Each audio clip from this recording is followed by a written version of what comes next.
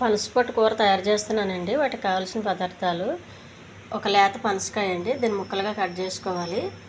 నానబెట్టిన వాల్నట్స్, ఉప్పు, కారం, పసుపు, ఆవాలు, జీలకర్ర, అల్లం వెల్లుల్లి పేస్టు, నూనె, తురుము పెట్టుకున్న కొబ్బరి, ఉల్లిపాయ, టమాటా, కొంచెం నిమ్మకాయ, ఒక నిమ్మకాయ అండి, ఎండుమిర్చి, కరివేపాకు తీసుకోవాలండి.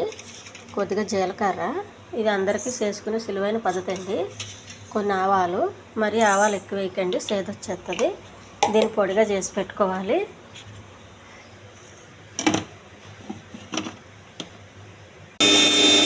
చేసుకున్నదండి ఒక గిన్నెలో తీసుకోవాలి. ఈ వాల్నట్స్ చిన్న ముక్కలుగా కట్ చేయాలండి. ఉల్లిపాయ కూడా కట్ చేయాలి. పనసకాయని చిన్న ముక్కలుగా కట్ చేసుకోవాలండి. పనసకాయ అండి, మొత్తం ఈ చెక్ ఇది తీసేసి లోపలదే తీయాలి, తెల్లగా ఉన్నది. కోసి పెట్టుకున్న పనసకాయ ముక్కలండి, కొంచెం ఉప్పు వేసుకొని వాటర్లో ఇవి వేయాలి. వెలిగించి కుక్కర్ పెట్టాలండి. కుక్కర్లో కొంచెం వాటర్ వేసి ఇవి వేసేయాలి. కుక్కర్ వాటర్లో ఒక 2 విజిల్స్ రానివ్వాలండి. ఇది చాలా సులువైన పద్ధతి. కొద్దిగా కారం అండి, కొంచెం ఉప్పు, కుక్కర్ మూత పెట్టేయాలి. 2 విజిల్, మనకు మెత్తగా కావాలంటే 2 విజిల్ రావాలి, లేదంటే ఒకటి సరిపోతుంది. స్టవ్ వెలిగించి పెనం పెట్టుకోవాలండి. పోపు రెడీ చేసుకోవాలి. కొద్దిగా నూనె,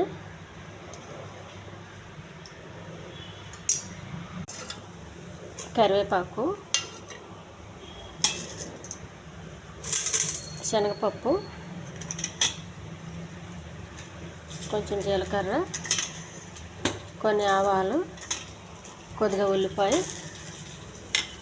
వాల్నట్స్, ఎండుమిర్చి, టమాటా, ఇవన్నీ బాగా వేగించాలండి. ఉడికించేటప్పుడు కారం వేసాం కాబట్టి కారం అంత వేసే అవసరం లేదండి. అల్లం వెల్లుల్లి పేస్టు, కొంచెం పసుపు, బాగా వేగించాలి. ఉడికించి పెట్టుకున్న పనస అండి, కొద్దిగా నిమ్మ వాటరు, పచ్చి కొబ్బరి, జీలకర్ర, ఆవు పొడి కొద్దిగా సరిపోతుందండి, ఎక్కువ వేసే అవసరం లేదు. ఇది చాలా హెల్దీ కర్రీ అండి. ఇది అన్నానికి బాగుంటుంది, చపాతీకి బాగుంటుంది.